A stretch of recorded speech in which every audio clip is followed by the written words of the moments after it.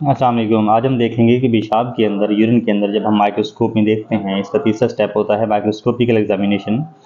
तो उसके अंदर अगर पस सेल्स आ रहे हों, आरबीसीज यानी कि रेड ब्लड सेल्स आ रहे हों और क्रिस्टल्स आ रहे हों या माइक्रो ऑर्गेनिजम्स आ रहे हों, तो वो किस तरह से दिखते हैं। और इसके अलावा ये भी बात करेंगे कि ये कौन सी वजूहत होती हैं जिसमें ये पेशाब में आना शुरू हो जाते होते हैं और कौन सी एहतियातें करनी चाहिए। तो सबसे पहले हम बात करते हैं पस सेल्स के ऊपर। ये जो बड़े साइज़ के सेल्स दिख रहे हैं यूरिन के अंदर, जब आप 40x लेंस पे आप देखते हैं माइक्रोस्कोप के अंदर, ये जो बड़े साइज़ में सेल्स दिख रहे हैं और इनके अंदर ग्रेन्यूल्स मौजूद हैं, यानी कि ये साफ शफाफ चमकीले से नहीं हैं, इनके अंदर ग्रेन्यूल्स हैं और ये गदले से लग रहे हैं, मैले से लग रहे हैं।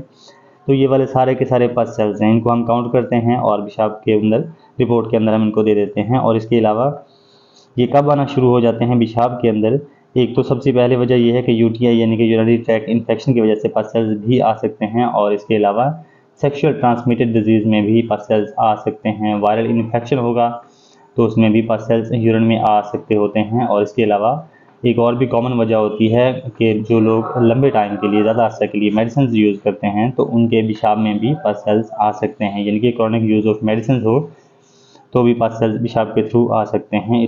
तो वीडियो बनाने का मेन मकसद ये भी था कि स्टूडेंट्स के लिए, जो लोग पूछते हैं कि माइक्रोस्कोप के अंदर पस सेल्स किस तरह से दिख रहे होते हैं, तो इस वीडियो के अंदर बहुत क्लियर मुझे दिख रहे थे, तो इसलिए मैंने वीडियो बनाई ताकि आपको पता चल सके कि पस सेल्स माइक्रोस्कोप के अंदर 40x लेंस के ऊपर किस तरह से आपको दिखते हैं। और दूसरे नंबर पे जो आपको छोटे वाले रॉड टाइप के दिख रहे हैं मूव करते हुए, छोटे छोटे थ्रेड लाइक्स धागे की तरह भी पड़े हैं और राउंड टाइप छोटे छोटे हैं, ये होते हैं माइक्रो ऑर्गेनिजम्स। ये मूवेबल होते हैं। पस सेल्स जो हैं, ये थोड़ा सा मैंने ज़्यादा बड़ा ड्रॉप डाला इसलिए मूव करते हुए पस सेल्स दिख रहे हैं, लेकिन पस सेल्स मूव नहीं कर रहे होते, एक जगह पे पड़े होते हैं स्लाइड में जब आप माइक्रोस्कोप में देख रहे होते हैं। जो माइक्रो ऑर्गेनिजम्स हैं ये छोटे छोटे दो किस्म के होते हैं, कोकाई और बैसिलाई। और जो कोकाई होते हैं वो राउंड शेप के होते हैं और जो बैसिलाई होते हैं वो थोड़े से लंबे थ्रेड की तरह होते हैं। तो ये जब माइक्रोस्कोप में आप देखते हैं, इसको फाइन फोकस करके देखते हैं, तो ये मूव कर रहे होते हैं आहिस्ता आहिस्ता से, आराम आराम से अपनी ही जगह पे मूव कर रहे होते हैं।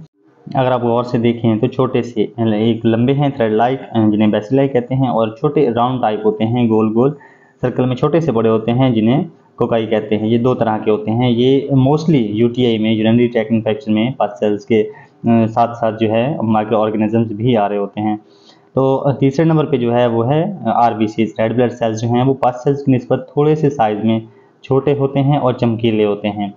जब हम फाइन फोकस करते हैं तो पस सेल्स के अंदर ग्रेन्यूल्स दिख रहे होते हैं, गदले से डॉट्स टाइप के होते हैं, स्पॉट की तरह, वो हमें ग्रेन्यूल्स दिख रहे होते हैं। जबकि हम वहीं पे फाइन फोकस करते हैं तो आरबीसीज जो हैं वो चमकीले से शाइन करता हुआ रिंग एक उनके अंदर दिख रहा होता है, वो आरबीसीज होते हैं। और इसके अलावा कैल्शियम ऑक्सलेट क्रिस्टल्स की हमने बात की थी कि क्रिस्टल्स को भी देखेंगे। ये जो सामने स्टार की तरह लग रहे हैं ये सारे क्रिस्टल्स हैं, कैल्शियम ऑक्सलेट क्रिस्टल्स हैं। इनकी दो टाइप्स होती हैं, मोनोहाइड्रेट और डाईहाइड्रेट। तो जो डाईहाइड्रेट हैं वो ये वाले क्रिस्टल्स हैं जो स्टार की तरह लग रहे हैं आपको, और जो मोनोहाइड्रेट होते हैं वो डंबल शेप होते हैं। दो तरह के क्रिस्टल्स होते हैं कैल्शियम ऑक्सलेट क्रिस्टल्स, और इसमें बहुत क्लियर दिख रहे हैं कैल्शियम ऑक्सलेट क्रिस्टल्स हैं, ये छोटे स्टार की तरह दिख रहे हैं। जब फाइन फोकस करते हैं तो इनके अंदर जो क्रॉस बना हुआ है ये शाइन करता है, ये चमकीले से होते हैं। जो इनकी दूसरी टाइप है वो है ये मोनोहाइड्रेट, ये डंबल शेप के होते हैं, ये भी कैल्शियम ऑक्सलेट ही होते हैं, वो शाइन कर रहे होते हैं, लेकिन ये डंबल शेप के होते हैं, ये मोनोहाइड्रेट होते हैं।